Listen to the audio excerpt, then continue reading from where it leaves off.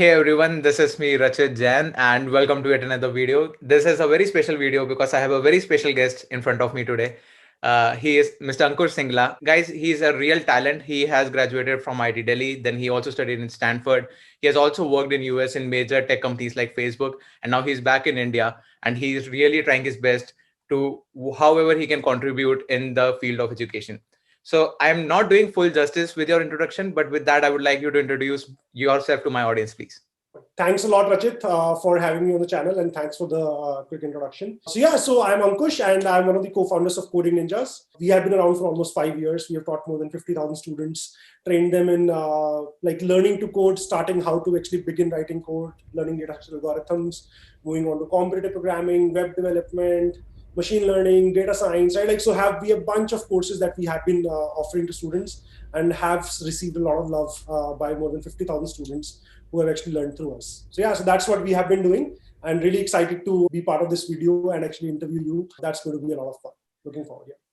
So just one request, like, can you give some discount for my audience? Absolutely. So Rajit would love to offer a 15% discount to everybody who is watching the video, and we'll share a link with you and you can add that into the description box. Awesome. Thanks a lot for that. And one other thing that I also want to mention is that in a lot of their courses, I have also seen they have mentors and discussion forums where you can actually interact, have chit chat, clear your doubts. So absolutely, Rajit. So basically, solving doubts, I think, is extremely important for any online course. And that's what we do really well. We solve close to 2,000 doubts every day. And we are able to resolve them like within an hour of the student having a doubt. So that's something that we are extremely proud of. And that's something that has really helped all our students. Yeah.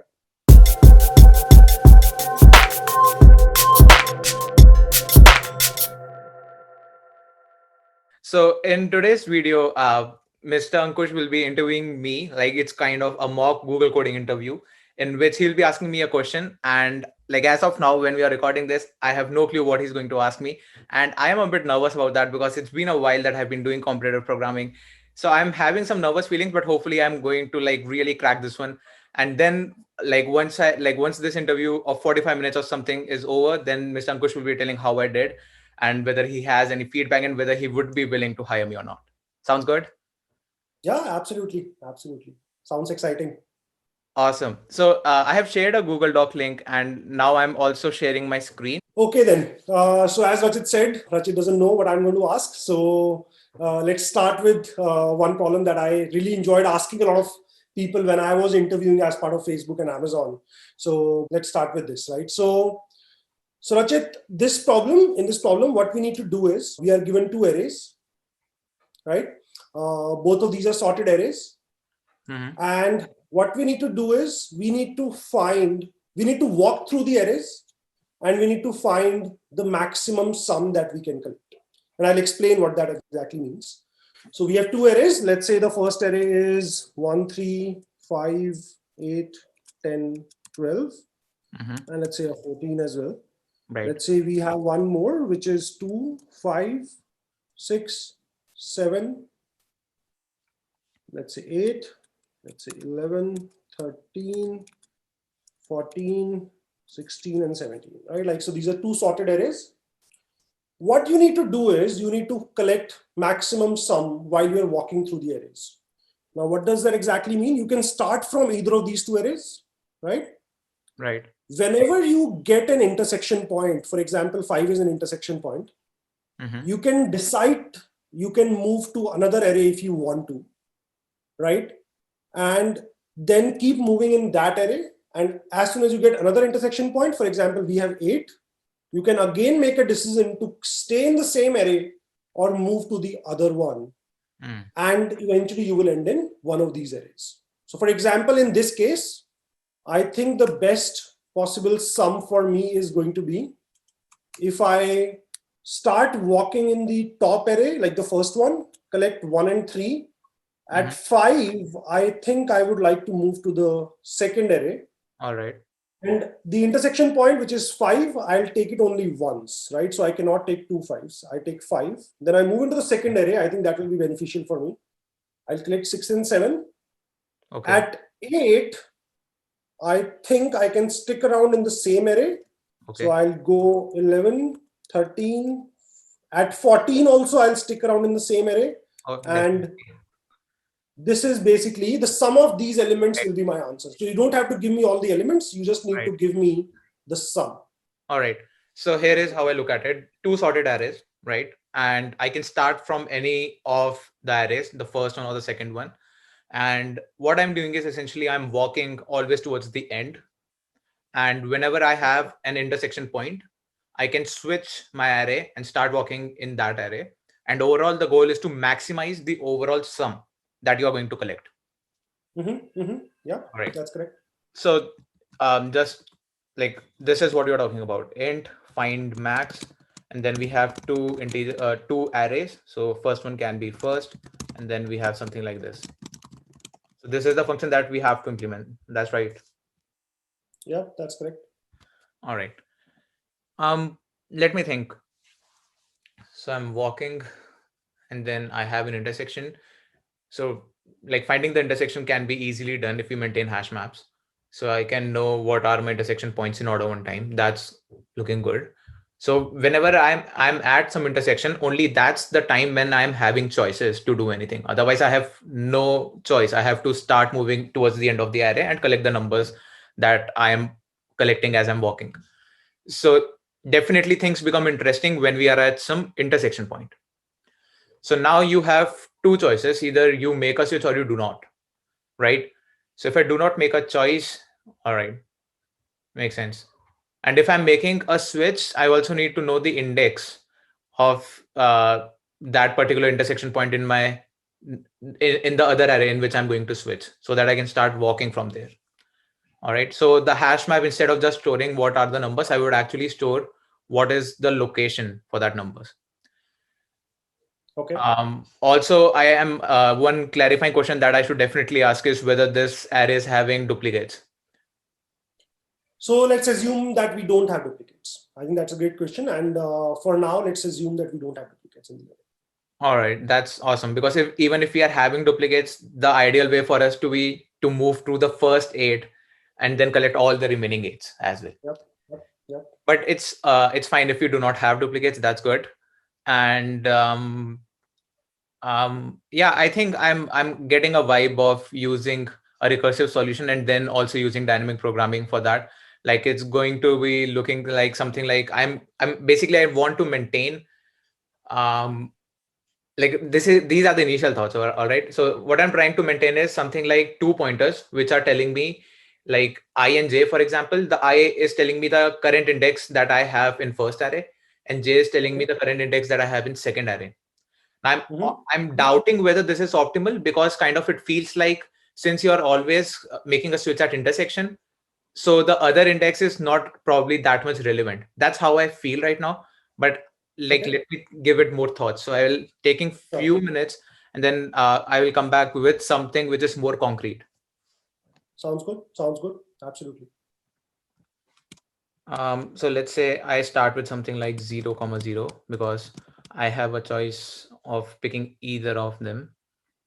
But is it going to help me?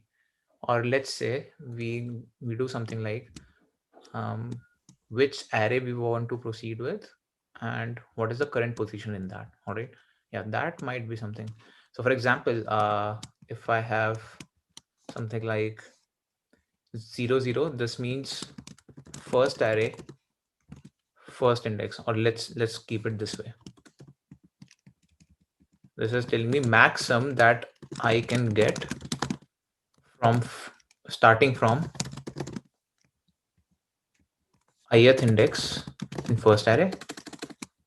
And then we will have something like 1i, which will tell me max sum that I can get from ith index in second array.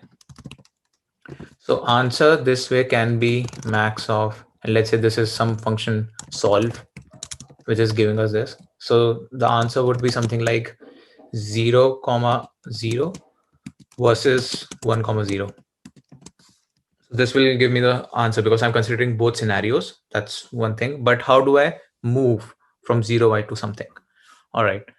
So when you are at 0i, the ith number, it will either exist in the other array or it will not. So if it doesn't exist, what I can say is, yeah, this is, let's see if we can find something over here. So if we are at 0, i, and let's say ith number exists. Like, let's take the simple example first of all. Ith number does not exist in other array, right? So if this is the case, I can say solve 0i is nothing but the current number, which can be something like first I. That is my current number because currently I'm on the first array. So that gets added up and I go to the next index. So I stay at the first array and I do something like this. So this is the easy case. When ith number does not exist in the array, I keep continuing to walk in the direction which is towards the right side. But things get interesting if ith number does exist in other array, because you have two choices, and essentially what you want to do is figure out the end result for both of them and then pick the one which is giving you the maximum result. So you either make a switch. So let's say you make a switch, right? So you make a switch, you will do something, we'll come back to that, or you do not make a switch. So when you're not making a switch, this is already handled, right? This is what first I plus solve I. So this is already handled. We know how to calculate this. Now, if you do make a switch, still you get the current number because you essentially are going to the same number in the second array and you are going to pick that up. So this is the same number, but now instead of 0i plus 1, you go to the other array, which is this 1, and now this index, this is something that is really interesting. So this will become actually something like we will be using hash map for this, and we will do something like position of this current number in the second array. Just to make it more clear, position in second array. Right. But one thing is, since in our this recursive function, the state that we are assigning is we are at this index and we are considering this number. So if you do something like this, the bug or the problem over there is you will again add this same number when you're trying to solve this. So instead of adding first I over here, you can actually do simply this much. This simplifies the code as well, and it's not having any bugs. So you make the switch. Now you are at the same position. So when you are actually finding the answer for this, the contribution of that particular number will be actually added, as you can see over here. Right. But I think there is going to be a slight problem in this, right? Because when you go to the second array, you will have the same number in the second array, which then again you will check it if it exists in the first array. Correct. Right? Yeah, of course. So I was just walking through whether this is going to work. So far looks like I have something, but that's a very good case to consider actually. Like if you will basically, have a perfect example of deadlock. So, so to solve that, what can we do? What other options do we have? And since you mentioned there are no duplicates, things get a bit easier for me, because what I can do is I can get this contribution and then I can do position in second array plus 1. Because now you are over here and then you can you are moving to the next position, right? So this kind of solves that problem. If it was having duplicates, I couldn't have done simply plus 1, because it depends how many of those numbers are repeating in the second array. Yeah, but again, I think that could have been handled, but yeah, let's not talk about it because we are living in a very simplified world. All right. So yeah, this looks let me just give it one more run and let me make sure that I'm not missing anything. So definitely when it does not exist, I take the contribution and then I move to the next index. If it exists and I make a switch, I take that contribution and I go to the next array and start from the next position. I'm making a move, I'm making a progress. So with each move, I'm going to the next index definitely. All right, so this looks good. And since array is also sorted, it is never going to happen that you are going back and forth. You're always going to make progress in the forward direction, I think. Yeah, I think this looks fine to me, and I think this algorithm is going to give us the right result. Okay. So what do you think the base case is going to look like? Yeah, so I love this, because I had when you're writing recursive solutions, you have a lot of flexibility in writing so many base cases just to make sure that your algorithm is overall working correctly. So let's talk about the base cases first. I generally tend to do that towards the end so that I do not lose out time writing the main algorithm during coding interviews. But I'm fine to go through the base case first because I think we have ample of time right now. So base cases, right? Let's see. And this is not the recursive function that we are talking about. So let's also have something like int solve, and which array do we use? So that's index.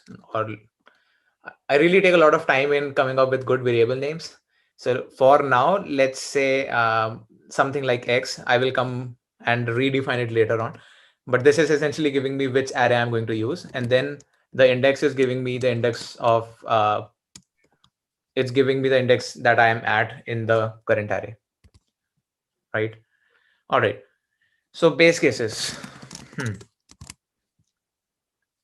I think there are a couple of base cases that sound interesting. Like for example, if the index is same as the size of the array, at that point of time, you have no other choice but to take the last number and just stop it.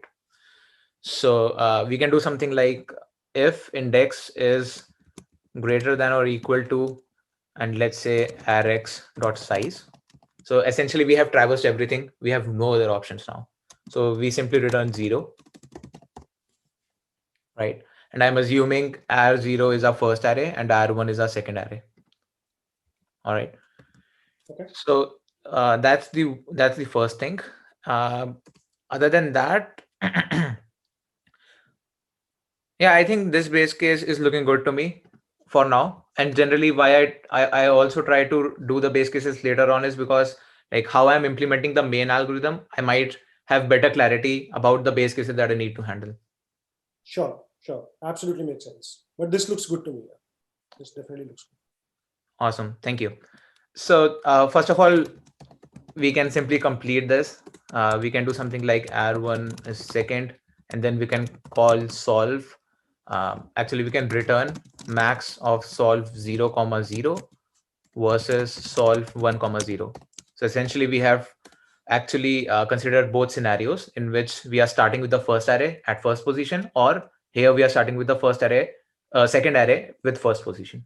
So both cases are considered, and the max is what we are going to return. Right. So Rachit, just would like to stop you just for a second. And before we write code, before we spend time writing code, right?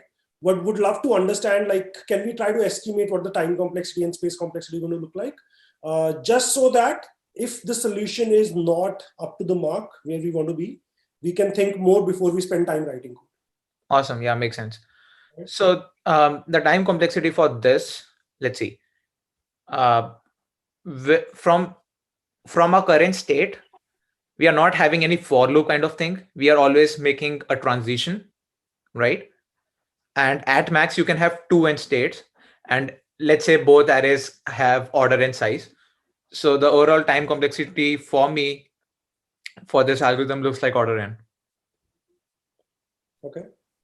Because you have at max order n states, and in every state transition, you are not having any for loop kind of thing. So order 1 transitions. Are there any repetitions of states? Are there any repetitions of states that we are doing? Is there a possibility that we'll be doing repetitions? That we'll be going back to us, like we'll be going to a state more than once. Is that a possibility? So of course we are using dynamic programming, and of course we will be coming to one state more than once, and that's why we will be using memoization. Okay. Sounds good. I think that's right. Yeah. So when we are writing a recursive solution, of course the time complexity is generally exponential. But since there will be repetition of states, we will be introducing memoization, and it's very easy actually to add memoization to a recursive function. So overall, it will become order n only in terms of time complexity. Sounds good. Cool. So, yeah, so can I proceed writing the rest of the main algorithm for that? Please. Yeah, please. All right. Let's see. So the current number is r of x index. So this is my current number. And one of the possible answers that I have is I stay at the same array and I move to the next index and I take the contribution of current number. So this is one of the base cases that we have. Now you can make a switch if this also exists in another array, right? And what we can essentially do is we can check if position in 1 minus x. So this is essentially pointing to the other array, and this is kind of a hash map, which is storing for every number what is the position or index of that. So in the other array, I'm checking if it is there. So if position 1 minus x current, if it exists, then what I can do is I can take the max of current answer versus I take the current number, but I make the switch to my other array and I go to the index. Actually, let's use it in another variable. So int index in other array equal to this. And this will be 1 based indexing. So if index in other array exists, then I can say something like answer is max of answer, current number contribution is added, go to the other array and start with index in other array. And now we are not doing +1 over here because I will be making this hash map already in 1 based indexing. Okay. Okay, that's fair. And then at the end, I can return the answer. So we have a few to-dos to do, like the positions. So before calling this, we have to do fill the hash maps was 0 and pos 1. And then we will be calling this base case. We are coming to that. But what I'm doing is I'm considering my current number and I'm saying this is always a choice that I take the contribution of that and I go to the next index in the same array, right? So this is a choice that you always have. And you can only make a switch if it also exists in other array. So I'm finding the index in other array and this hash map is going to give me that. And if it's non-zero, it means it definitely exists in other array, which means I can make a switch, which means I take max of current answer with taking the contribution of current number, going to the other array, and then starting from that particular index. Right. Well, this looks good. This is very, very interesting. Honestly, like I've done this problem multiple times with multiple people, and this is the first time I've seen this solution, and which is very, very interesting. So, Okay. So yeah, so I think this looks good. And I think like, can you just quickly make a comment on the space complexity as well? Yeah, so right now we have not added memoization. That's one thing that we have to do. And we have to fill these hash maps also. But let's say we do add that. So of course, when you are adding memoization, you are going to have a DP state or a DP variable kind of thing in which for all these states, you're going to map that in that particular array. So definitely, since you have order n states, the space complexity becomes straight order n over there. Since we are not doing any sorting kind of thing, and all we are doing is iterating, the time complexity still stays bounded to order n, and space complexity, however, rises to order n. Okay. That sounds good. Yeah, so time this was order n after we introduce memoization. It's very straightforward to add that. And then space. And I think like I sort of doubt that even if we don't add it, I think we can work upon it, and like the time complexity still might stay at around ON, might not go to ON square, might be like 3n, 4n, but like in the sense that it might be doing multiple iterations, but I don't think it will increase in order, but that's something that will require a little more work before we Yeah, definitely, because like this is how I look at it. If you are having 8 and you have a choice, but you do not make that choice right now, probably you have something like 10 in front of you. And when 10 is also another intersection point, then at that point of time, you can send some, duplication. Like from 10, you make a choice and come down here. But instead, when you were making a choice here and then you make shift back over there. So things might be getting repetitive, but of course, it might need more analysis to come up and analyze this. Absolutely. But we definitely know that even if it is increasing in time complexity, we can always add, as you mentioned, memorization to make sure that we are Exactly. coming back to. Yeah, yeah. No, sounds good. Sounds great. This was really quick, and I think we still have some time to move to another problem. Let's do that, Awesome. Yeah, sure. right? And just to mention, like, I really hate those situations when you kind of give an answer, which is really good in terms of time and space complexity, but then the interviewer is like, there is another solution with order one space complexity. Can you do that? And things become really, like that is really Right. difficult to come up with because it's something so specific that it's really good if you have done it in the first place yourself. But yeah, Mhm. I'm happy that we are moving to the Absolutely. next question. Absolutely. We'll come back to that. We'll come back to that. I'll definitely come back to what we could have done otherwise in this, right? But I think this is a very neat and an interesting solution that you have come up with. So we Thanks. not want to spend more time on this. Let's move to another one. All right. Right. So this is actually my all-time favorite question. So this is something that Facebook asked me in my interview, and then like this is really something that I enjoy and solving this problem. So okay, so in our phones, you would have seen, right, like in the keypad, every number has a few characters written below it, Right. right? So in our times, I would say, when I say our times, I'm not that old, but like when I was in college, didn't use to have smartphones, and when we had to send SMS, what we had to do is when we were to type C, we had to press 2-3 times, Yeah. and that meant that I want to type C rather than typing A or B, right? So yeah, so it's something to do with that, and something. What we want to do is, I'll give you a number. Let's say I give you 367, Mm-hmm. right? And I want you to print out all possible combinations that 367 could mean, right? If I press 367, what are the possible words that I could be typing Right. So using that particular characters? we'll be having some dictionary kind of thing also. Right. So, for example, if you look at your phone and you look at what is written below 1, what is written below 2, you will see that 1 does not have anything. 2 has ABC. Right. 3 has DEF. So 3 characters below every number, and below 7 you have PQRS, so 4, and below 9 you have the last 4 characters as well, so WXYZ. That's right. Right. So that's basically what you have. So for example, if I give you 23, in the possible, okay, let's quickly move to the doc so that it's easier. Yeah, I just shared that. Perfect.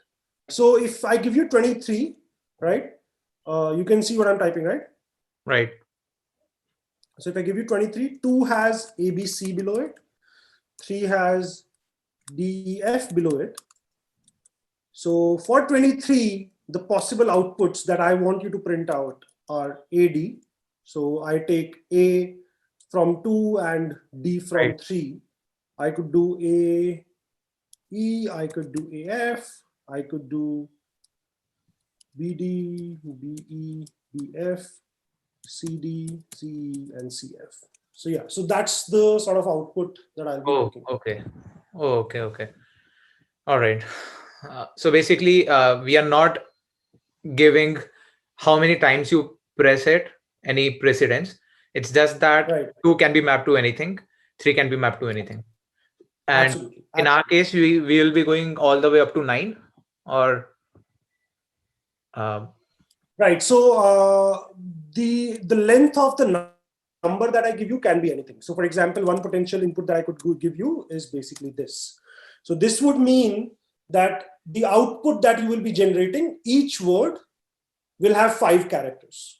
One character corresponding to 3, one character corresponding to 4, and so on for rest of the 3. Correct. So basically what I was asking is A, B, C, D, E, F, G, H, I. Yeah. So if you want, I can give you the exact. Exactly. Exactly. Right. So let me write it down while you think. So guys, just one thing that I like, please continue. Just one thing that I would like to share to audience is that in this scenario, we have a little short, like we are running a bit short on time. And like when you have ample time, what I try to do is basically make sure that I'm completely in sync with what the question is about and I reconfirm things. But right now, I know that this might take me some time because let's face it, it's not looking like that. It's more of implementation based, and I'd probably try to optimize on time. And once we have some, enough time, at that point of time, I would like to jump in other things. So very quickly, I'm going to, like the way I operate in this with such limited time is going to be different. That's all that I want to share with my audience. All right. Okay. So 9 is WXYZ. Okay. And like quick clarifying questions. The input stream is not having any 0 or 1s. Absolutely. So we won't have any 0 1s. We will only have numbers from 2 to 9. Right. And you can also assume that I'm giving you a function which basically gives you corresponding to a digit. Yeah. It gives you the string. So you can assume that you already have that. Yeah. All right. So you don't have to worry about that. All right. So this function is already given to you. Yeah, so we have just basically whatever we have a label this as a mapping. We have a utility function. We pass in the digit and we get back what is it being mapped to, and we can use it. All right, awesome. Yeah, so let me just think how I'm going to, make this happen. Damn.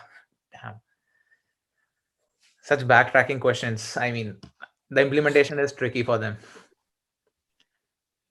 Let's see. And I'm sure that there will be some guy who will come with a one-liner for this in Python, but I'm not going to do that today. Let's see. Absolutely. Yeah, I'm sure. Yep. All right. So we have to return a vector of string. Let's call it solve, not giving much time to variable names, function names. And then the input for us is a number or a string character, I hope. Like, what is the size? Size of? Input. That can be anything. Yeah, but I can give you anything. So I'm taking that as a string input. And then for char C in input, let's see, what can we do? So the digit becomes C minus 0. So we know what is the number. And then we know the mapping from get string of D. But what can I do? So let's think now. All right, so I have so let's say we have something like 2. So it can be mapped to 3 things. And then we have something like 3. So we pick up something. All right. And we move forward and try to solve. All right. Yeah, that looks doable, actually. I was panicking for no reason. I think this can be done very easily. So let's call this solve only, and let's have another function. So basically what I'm saying is I'm again going in the recursive way, and recursion again saved my day, hopefully. And what I'm going to do is I'm having a recursive function which takes input as the current position of my string, input string. And the responsibility that I'm giving to that recursive function is that it has to basically give me all possible strings that I can deduce or make from my current position to the end of the string. All right. So essentially what I'm saying is I do not need all of this. All I can do is I can say return guess all from the 0th index for this input. So this is the huge responsibility that I'm giving to this recursive function, which is going to do this job in current index. And so at present situation, what you can do is nothing but like the current char, you can, or the current digit, int cur dig, you can find that. And from that, you can figure out the mapping, right?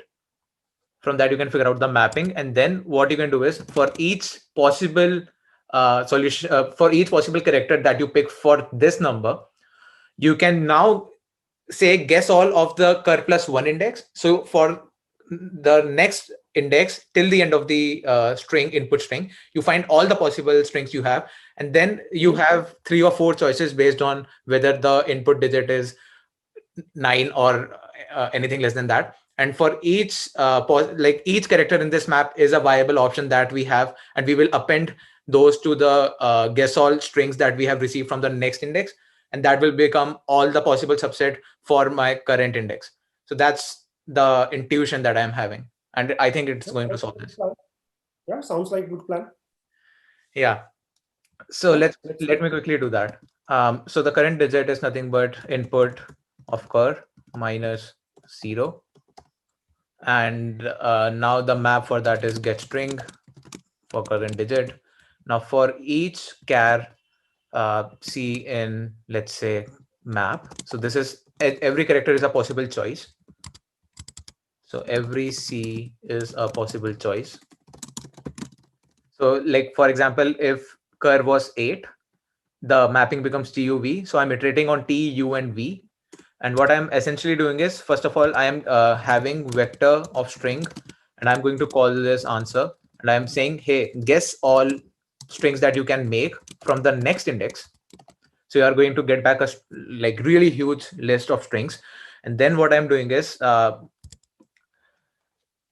for every possible C, I'm going to add that as a prefix to every possible choice in the answer, and that becomes my answer for the current index and not cur plus 1. So from cur plus 1, I'm finding the answer for cur.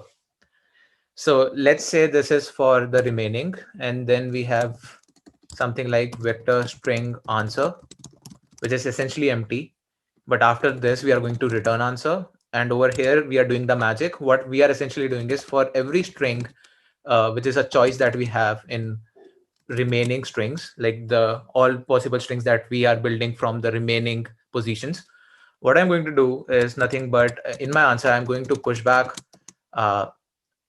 C plus current choice.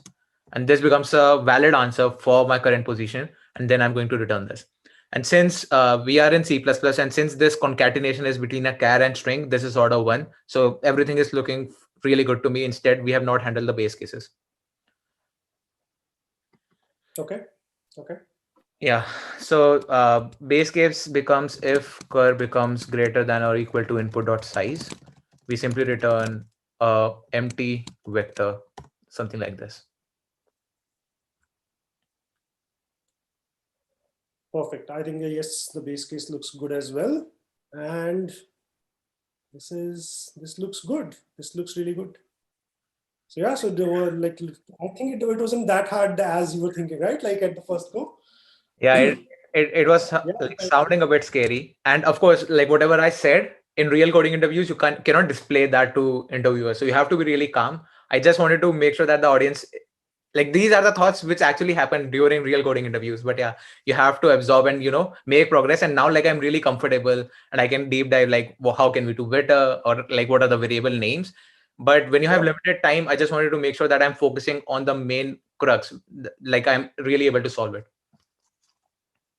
Absolutely, and I think like I can already see that recursion is one of your favorite topics. Like that's like the go-to thing. If it sounds hard, let's try recursion. So which works pretty well, which worked pretty well at least in this interview. Thanks. So yeah, so I think we are done with this as well. These are the two questions that I was hoping to cover, and we have covered them actually before time. So if I have to quickly walk through on like how we did it, right?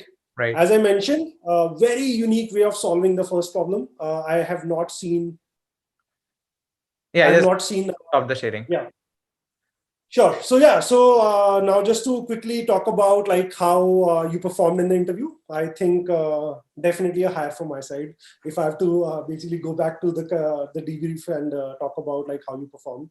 So I really like, generally overall, whenever I'm interviewing somebody, if somebody comes up with a unique approach, which sounds like, what are you doing? Why are you doing this at the first go? But when the person actually ends up reaching the right place, that's a really good feeling. And I think like that shows that I'm pretty sure like you had not done this problem beforehand, right? Like, because if you had done it, you would have chosen the default approach, and you would not have gone with like this unique approach of doing this, right? Like, so that was very interesting and unique.